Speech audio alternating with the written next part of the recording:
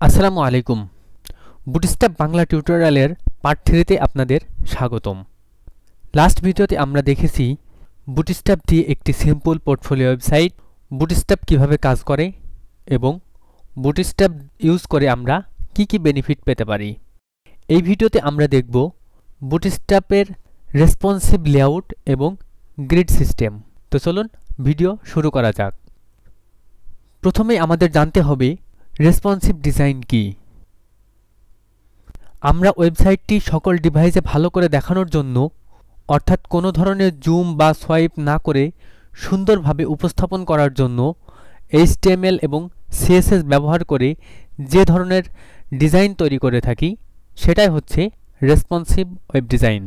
সহজভাবে বলতে গেলে আমরা HTML এবং CSS দিয়ে যেসব ওয়েবসাইট তৈরি করি সেগুলো প্রত্যেকটা ডিভাইসে, অর্থাৎ মোবাইল, ল্যাপটপ এবং ডেস্কটপ ডিভাইসে কন্টেন্টগুলো স্ক্রিন ওয়াইজ রিডেবল হবে, সেটাই আমাদের রেসপন্সিভ ওয়েবসাইট।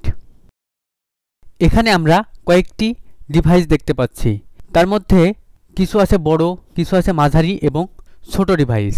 বড় ডিভাইসের জন্য একরকম করে আমরা ডিজাইন করব এবং মাঝারি ডিভাইসের জন্য আমরা আরেক রকম করে ডিজাইন করব এবং ছোট ডিভাইসের জন্য আমরা অন্যভাবে ডিজাইন করব। এটি হচ্ছে রেসপন্সিভ ডিজাইন। আচ্ছা, এখন জেনে নেওয়া যাক CSS বক্স মডেল কি।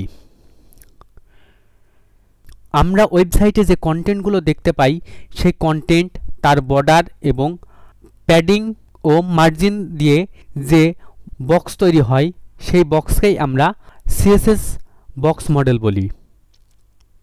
এখানে যদি আমরা একটু লক্ষ্য করি, আমরা যে অ্যাকচুয়াল কন্টেন্টটা দিয়েছি সেটা আমাদের এই কন্টেন্ট। এই কন্টেন্টের একটি হাইট উইডথ থাকতে পারে। কন্টেন্টকে র্যাপ করে থাকে প্যাডিং, প্যাডিংয়ের বাইরে থাকে বর্ডার এবং বর্ডারের উপরে, অর্থাৎ সবার উপরে থাকে মার্জিন। এগুলো একটার পর একটা অবস্থান করে। একেই আমরা একটি সুন্দর সিস্টেমে বক্স মডেল বলতে পারি। এখন আমরা দেখব বুটস্ট্র্যাপের কন্টেইনার লেআউট। কন্টেইনার লেআউট হচ্ছে বুটস্ট্র্যাপের সবথেকে বেসিক একটি লেআউট। কন্টেইনার দুই রকমের হয়ে থাকে, একটা হচ্ছে কন্টেইনার আর একটা কন্টেইনার ফ্লুইড। কন্টেইনার হচ্ছে ফিক্সড উইডথ দিয়ে তৈরি লেআউট। ফিক্সড উইডথ থাকে, কন্টেইনারের ফিক্সড উইডথ থাকে এবং কন্টেইনার ফ্লুইডের কোনো ফিক্সড উইডথ থাকে না। এটি সবসময় ভিউপোর্টের 100% উইডথ ধরে নেয়। যেমনটি আমরা এখানে দেখতে পাচ্ছি, কন্টেইনারে ছোট ডিভাইসের জন্য 100% থাকে, স্মল ডিভাইস অর্থাৎ মোবাইলের জন্য 540 পিক্সেল থাকে এবং মিডিয়াম ডিভাইস অর্থাৎ ট্যাবলেট ডিভাইসের জন্য থাকে 720 পিক্সেল।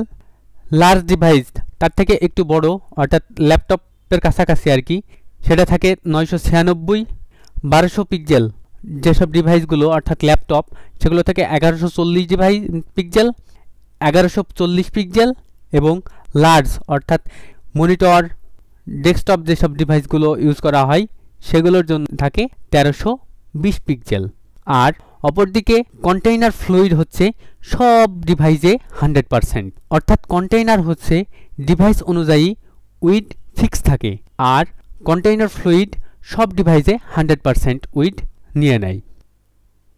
এখন যদি আমরা দেখি যে কন্টেইনার কিভাবে লিখতে হয়, বুটস্ট্র্যাপের কন্টেইনার আমরা কিভাবে কোড দিয়ে লিখব। এখানে আমরা দেখতে পাচ্ছি যে কন্টেইনার লেখার জন্য একটি ডিভের মধ্যে ক্লাসের মধ্যে কন্টেইনার লিখে দিলেই আমাদের কন্টেইনার লেখা হয়ে যাবে। বাই দ্য ওয়ে, কিভাবে আমরা কন্টেইনার লিখব সেগুলো আমরা কোডে আগামী ক্লাসে দেখব। তো কন্টেইনার ফ্লুইড, এটা কন্টেইনার হাইফেন ফ্লুইড, ক্লাসের ভিতরে আমরা এটা লিখে দিলে আমাদের 100% উইডথ নিয়ে আমাদের কন্টেইনার ফ্লুইডটা নিয়ে নেবে। তো এখন আমরা দেখব bootstrap grid system. Bootstrap grid system একটা পেজে 12টা কলাম অ্যালাউ করে। এখানে রো এবং কলামের ভিত্তি করে ডিজাইনটি করতে হয়। এটি screen wise various resolution support করে, যেমন XS, SM, MD, LG এবং XL। এখানে আমরা যদি দেখি একটি একটি করে কলাম দিয়ে, এখানে আমরা দেখতে পাচ্ছি 12টা কলাম দেওয়া আছে। এই 12টা কলামকে আমরা 3 ভাগে ভাগ করতে পারি। 4 4 করে আমরা 3টি ভাগে বিভক্ত করে নিতে পারি। এছাড়াও আমরা দুইটি ভাগে ভাগ করতে পারি, যেমন এখানে 4টি এবং এখানে 8টি দিয়েছি। আবার এখানে 6 করে আমরা ভাগ করতে পারি। বিভিন্নভাবে আমরা এটি ভাগ করে নিতে পারি। আবার আমরা চাইলে একটি রোয়ের ভিতরেই 12টা কলাম দিতে পারি। বুটস্ট্র্যাপের স্ক্রিন ভ্যারিয়াস এক্সেস অর্থাৎ স্মল ডিভাইস হচ্ছে আমাদের মোবাইল। এসএম এটিও মোবাইল, কিন্তু এগুলো তুলনামূলক একটু বড় মোবাইল।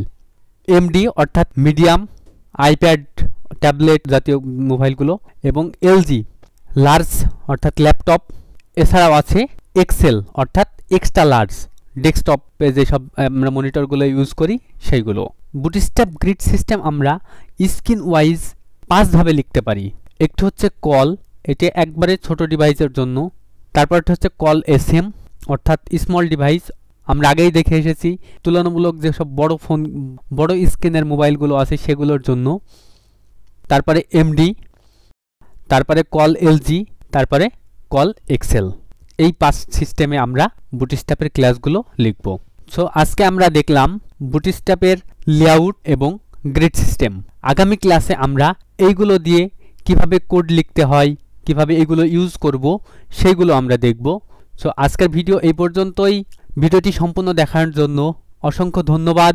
এই কোর্সটি আপনাদের যদি ভালো লেগে থাকে অবশ্যই লাইক এবং কমেন্ট করে আমাদের জানাবেন আর আপনাদের বন্ধুদের সাথে শেয়ার করবেন। ধন্যবাদ।